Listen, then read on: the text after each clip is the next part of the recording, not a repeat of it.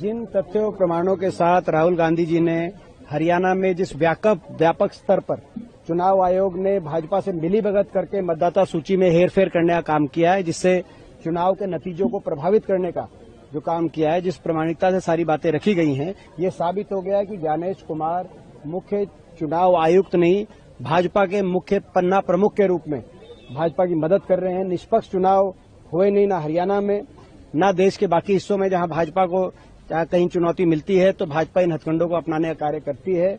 और इसीलिए ये सारे प्रमाण आने के बाद जो हम शुरू से कह रहे थे, आपने देखा हरियाणा के चुनाव में किस तरीके से जिस दिन मतदान हुआ एक अलग प्रतिशत था, मतदान 61% था, और जिस दिन गिनती हुई वो 67% तक उसकी मतदान की 13 लाख वोट बढ़े, जिसको किसी को समझ में नहीं आ रहा था। हर पोस्टल बैलेट की जब गिनती हुई तो 73 हलकों में कांग्रेस की लीड आई और भाजपा केवल 17 हलकों में तक थी, जबकि हरियाणा का इतिहास रहा है जिस भी इस पार्टी की पोस्टल बैलेट में लीड आती है उसी पार्टी की सरकार बनती है। 2019 में भाजपा की लीड आई थी, लेकिन इस चुनाव में 73 सीटों में लीड कांग्रेस की थी। बहुत से ऐसे तथ्य सामने आए हैं जिनको राहुल जी ने रखा है। इन बातों को लेकर जो ये सत्ता चोरी हुई है हरियाणा के अंदर, ये जो सरकार है ये नायब सरकार नहीं है, ये वोट चोरी से प्रजातांत्रिक नाजायज सरकार है।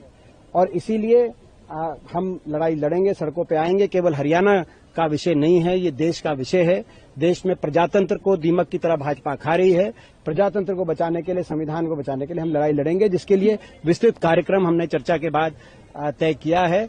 हर जिले के अंदर प्रदर्शन किए जाएंगे, प्रदर्शन के बाद ज्ञापन दिए जाएंगे। पहला चरण हमारा ये रहेगा, 12 तारीख से करनाल में पहला प्रदर्शन है और हर जिले में एक से बढ़कर एक कांग्रेस के कार्यकर्ता निकलेंगे, सड़कों पर लड़ाई लड़ेंगे प्रजातंत्र संविधान को बचाने के लिए।